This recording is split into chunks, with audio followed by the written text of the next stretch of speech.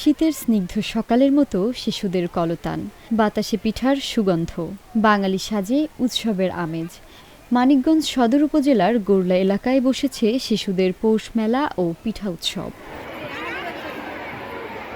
Akij foundation school and কলেজে দিনব্যাপী এই বর্ণিল আয়োজনে প্লে, নার্সারি ও কেজি শ্রেণীর শিশু শিক্ষার্থীরা অংশ নিয়েছে।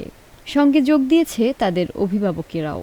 ঘরোয়া পরিবেশে স্কুল মাঠে থরে থরে সাজানো বিভিন্ন পদের বাহারি পিঠা, ভাপা পিঠা, পুলি পিঠা, মশলা পিঠা, পাকান পিঠা, এইরকম বিভিন্ন যেটা আমাদের গ্রাম বাংলার ঐতিহ্য, সেটা আমরা বাসা থেকে তৈরি করে নিয়েছি। কিছু কিছু তৈরি করে নিয়ে এসেছি, সবাই মিলে সেই পিঠা এখানে এনে বাচ্চাদের নিয়ে আমরা পৌষ উৎসব পালন করছি।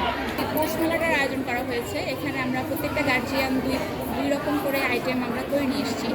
তো পার ক্লাসে যদি 25 জনও হয়, তাও 30 থেকে 40 রকমের পিঠা ওরা আজকে দেখছে।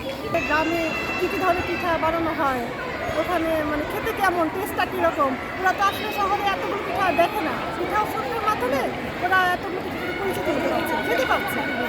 বাঙালির ঐতিহ্যের ছোঁয়া নিয়ে পৌষ মেলা ও পিঠা উৎসবের এমন আয়োজনে খুশি শিশুরা। পিঠাপুলির এই সমারোহে উচ্ছ্বাসিত শিক্ষা প্রতিষ্ঠানের শিক্ষার্থী, অভিভাবক, শিক্ষক ও আগত অতিথিরাও।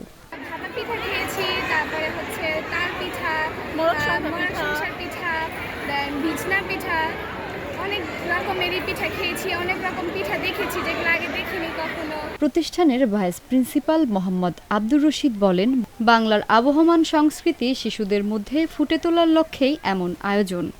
পৌষ মেলাটার আয়োজন করা হয়েছে এই কারণে, যেখানে দেখবেন আমরা বিভিন্ন ধরনের পিঠার আয়োজন করা হয়েছে।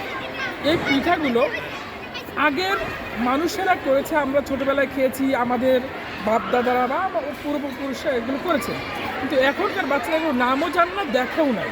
তো আমরা চাচ্ছি যে এই বাচ্চারা যেন ওইগুলোর সাথে হ্যাবিচুয়েট হয়, ওইগুলো চিনে শিখে, এবং এই বাংলাদেশের যে সংস্কৃতি, বাঙালির মনা, সেটা যেন তাদের মধ্যেও প্রকাশ পায়।